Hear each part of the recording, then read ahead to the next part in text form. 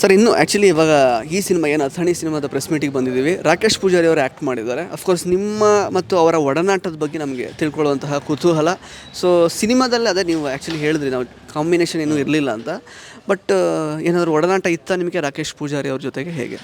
ಅಂದರೆ ಬೇರೆ ಈ ಸೆಟ್ಗಳಲ್ಲಿ ಆಮೇಲೆ ಯಾವ್ದಾರು ಝೀದು ಒಂದು ಫಂಕ್ಷನ್ಸ್ ಇದ್ದಾಗ ಕುಟುಂಬ ಅವಾರ್ಡ್ಸ್ ಅಲ್ಲಿ ಸಿಕ್ಕಿದಾಗ ಅಷ್ಟೇ ಒಂದು ಅಂಥ ತೀರನೂ ಏನೂ ಅಲ್ಲ, ತೀರಾ ಕ್ಲೋಸ್ನೆಸ್ಸು ಆ ಥರ ಇಲ್ಲ ನನಗೆ. ಯಾಕಂದರೆ ಗೊತ್ತಿದೆ ಅಂತ ಹೇಳ್ಬೋದು. ಸುಮ್ಮನೆ ಬೇರೆಯವ್ರ ಥರ ನನಗೆ ಅವ್ನು ಹಂಗಿದ್ದ ಕ್ಲೋಸು ಅದು ಇದು ಅಂತ ಹೇಳಲ್ಲ.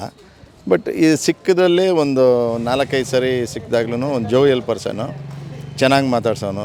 ಸಾರ್ ಅಂದ್ಬಿಟ್ಟು ಒಳ್ಳೆ ಫ್ಯೂಚರ್ ಇದೆ ರೀ ನಿಮಗೆ, ಸಕ್ಕದಾಗಿ ಚಿಂದಿ ಬಿಡಾಯಿಸಿರ, ನಿಮ್ಮದೊಂದು ಗುಂಪೇ ಇದೆ ನಿಮ್ಮದು, ಸಕ್ಕದಾಗಿದೆ ಚಿಂದಿ ಅಂತ.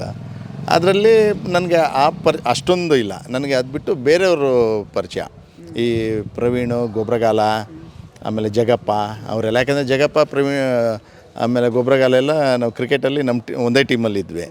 ಹಾಗಾಗಿ ಆ ಒಂದು ಇದು. ಆಮೇಲೆ ನಯನ ಅವರು ಅಷ್ಟೇ, ನಯನ ಈಗ ಒಟ್ಟಿಗೆ ಒಂದು ಸೀರಿಯಲಲ್ಲಿ ಆ್ಯಕ್ಟ್ ಮಾಡ್ತಾಯಿದ್ದೀವಿ. ಆ ಥರ ಆ ಟೈಮಲ್ಲಿ ಹೆಂಗೆ ಪರಿಚಯ ಆಗುತ್ತೆ ಅಷ್ಟೇ. ಬಟ್ ರಾಕೇಶ್ ನನಗೆ ಅಷ್ಟೊಂದು ಕ್ಲೋಸ್ ಥರ ಏನಿಲ್ಲ.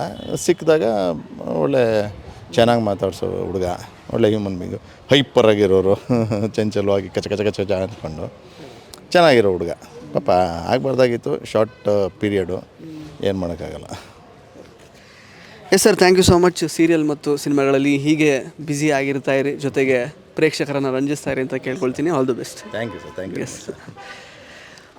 ಸೊ ಸ್ನೇಹಿತರೆ, ಇದಾಗಿತ್ತು ನಾಗೇಂದ್ರ ಅರಸ್ ಅವರ ಮಾತುಗಳು. ಮತ್ತೆ ಭೇಟಿ ಆಗ್ತಾ ಇರೋಣ. ಧನ್ಯವಾದ.